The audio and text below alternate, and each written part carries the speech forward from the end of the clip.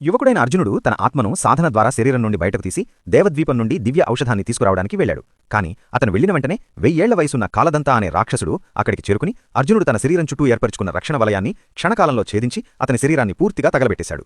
అసలు విషయమేమిటంటే అర్జునుడు సుదూర ప్రాంతాల వరకు పేరుగాంచిన ఒక యువ వైద్యుడు.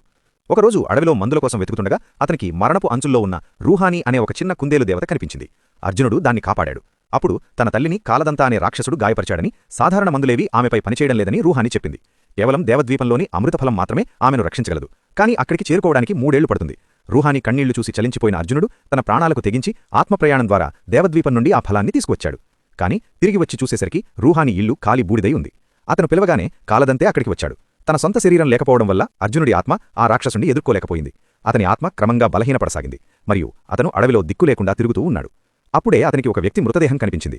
ఆ వ్యక్తి గతంలో కాలివ్యాధితో బాధపడుతున్నప్పుడు అర్జునుడు అతన్ని కాపాడలేకపోయాడు. ఆ పశ్చాత్తాపంతో అర్జునుడు చివరి క్షణంలో నిబంధనలు ఉల్లంఘించి ఆ మృతదేహంలోకి ప్రవేశించాడు. దాంతో అతనికి ఆ చనిపోయిన వ్యక్తి జ్ఞాపకాలు కూడా వచ్చాయి. అతను ఆ కొత్త శరీరంతో జీవం పోసుకోగానే అతని లోపలి నుండి ఒక తేజోవంతమైన దివ్య కాంతి వెలువడింది. అతని చేతిలో ఉన్న ఒక సాధారణ చెట్టుకొమ్మ అకస్మాత్తుగా దివ్యమైన లోహపు దండంగా మారిపోయింది. దైవశక్తి లభించడంతో అతను ఒక దివ్య శరీరాన్ని పొందాడు. వెంటనే వెనక్కి వెళ్లి కాలదంతను వెటికి పట్టుకున్నాడు. వారిద్దరి మధ్య భీకర యుద్ధం జరిగింది. ఇప్పుడు దివ్యశక్తి కలిగిన అర్జునుడు కాలదంతను ఓడించి అతని 1000 ఏళ్ల శక్తిని లాగేసుకున్నాడు. దీంతో ఆ భయంకరమైన రాక్షసుడు ఒక చిన్న బాలుడిలా మారిపోయి భయంతో అడవిలోకి పారిపోయాడు.